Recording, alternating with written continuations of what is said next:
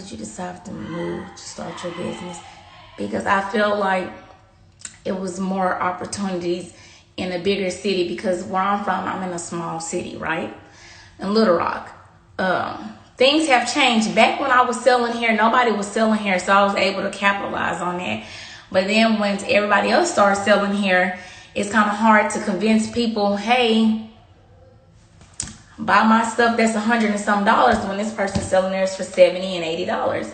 So I went where it was a bigger niche, and then I also changed my hair. I used to sell regular virgin hair. Then I was like, no, I'm finna start selling raw hair, because I can charge more, and I genuinely love raw hair more than virgin hair, which some people like virgin hair better than raw hair, but me, I love raw hair because it looks more realistic. It's full, it's pretty. I like the luster. It doesn't look that shiny type look. So it's all about, you just got to figure out what lane you're trying to be in. And when I realized my lane was in Dallas, and also the people that's like in my, it was kind of harder for me because the people that I do cater to is not like the young crowd, or it's not like the people that was my age at the time. So I've always catered to older women because of my price point and how I was just marketing my company.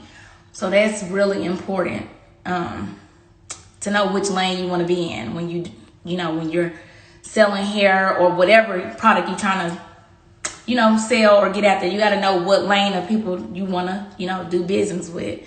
So I was like, I'm going to come to Dallas where I can capitalize on it more, because you got to think about it. In Little Rock, your rent out there will be $600, $700. Nobody want to spend that on hair, but in Dallas, they're spending $1,000 on hair. They're spending $800. So that's where I need to go, where they spending that kind of money, because that's the type of clients I want, and that's the kind of money that I want, because I know what my product is worth. So I took it to Dallas because it made more sense. And the people that's in Little Rock that do support me, they still have a chance to, buy my product online.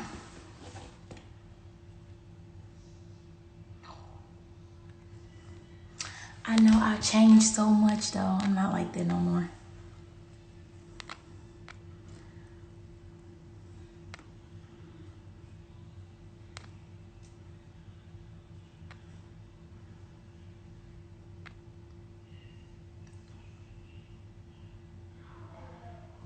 Isaiah, of course you can have my number.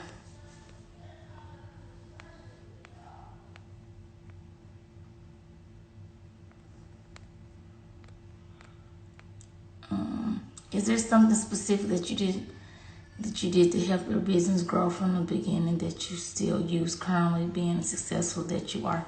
Yes, me and my partner, Angela, we're still in it together. And that was one person. I work with so many people, but that was somebody that genuinely loved my product. So it wasn't just about the money. You can tell when somebody's just getting paid because they're getting paid to promote, because that's the thing. But you can tell when somebody genuinely like your product or mess with it. So she genuinely liked and messed with my product.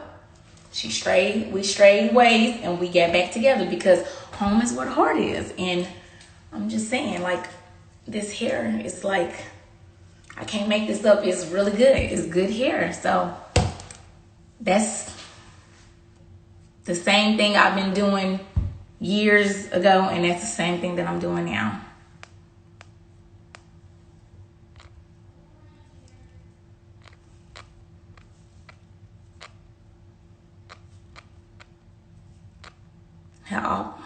How often do you travel for your hair?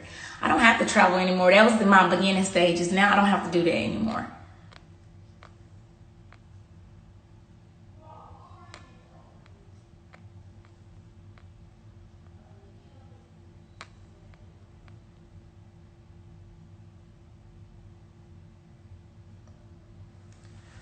Ooh, I'm finna sneeze. Hold on. Excuse me. Damn, this need to push your own brand in. Yes, most definitely it was. I left everything that I thought that I loved back in my hometown, and I came to Dallas, and I Found something better. It was like the people that I wanted to support me did not support me. But it's cool because I realized everybody don't see your vision, and sometimes you just gotta turn people into a believer. Everybody's not gonna support your vision. It doesn't mean that they're not a good person, because the two people at that time I loved the most didn't get it. So they didn't get it, got left behind. Was it a struggle when you first started your business? If so, how did you come over obstacles? Yes, it's still a struggle now. Just like with this COVID stuff that's going on, I sent some money off for a big order. It took me 3 months and I'm just not about to get my money back. Like, I still go through shit and I'm still learning. Or like, I'm learning my employees, because when you're dealing with women, you got to learn how to deal with women. And you can't always go in with your feelings on your shoulders, because at the end of the day, they're still adults, and you got to know how to communicate and talk to women. And sometimes women can be women, and I just learned how to talk to women and still get my point across. Like, it's just like with anything. You don't have to always argue to get your point across. It's not going to make nobody understand you more by screaming or getting louder. But when I say what I say, you're going to understand what I say. And I had to learn that with dealing with so many women, because they used to get me to the point where I wanted to take it there. But I've learned. So I still go through stuff now. I'm not the best business owner. Like, I don't have it all figured out. I learn something new every day. So I'm not even going to sit up on here and act like I get it all together, because I don't. Because I'm still learning. I'm learning a lot of stuff, honestly. So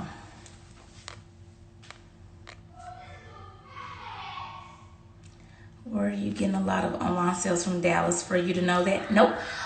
Dallas is just like 4 hours. When I first moved out here, I moved to like an outskirt. So it was just the quickest place for me to run away, and I came here. So it wasn't because I had the most people, but I'm in a small town. I'm thinking about moving to Atlanta to expand my business. Your video is definitely confirmation to make your next move. Yes, I also was looking into Atlanta too. That oversaturated, but at the end of the day, I always tell this to everybody, it's enough money for everybody. It's so many people in this world. There's no way one company can supply the whole universe. So at the end of the day, you just got to find your niche, find your audience, find your target, find your lane, and then you'll be good. And the thing is, a lot of times y'all get on the internet and y'all see the success. Y'all don't know the stuff that people go through behind off social media, is because nobody's gonna get on here. And me personally, I'm not getting on here when I go through shit telling y'all, because it's not y'all business, for one. For two, y'all really don't give a damn. And three, I just feel like you just gotta be careful what you put out there in the universe, because people will still pray against your downfall, or they act like they support, but they really don't. The love be so fake. So I'm not the type, I don't run to social media and talk about my problems. If I do, I say some on close friends, but it's like very short. I don't get into no full detail, because y'all not about to be getting on here laughing and talking about me at all. So I say all that to say, because I'll go deep on into something else. But let me go next. How do you stop the raw hair from staticking when combing or brushing?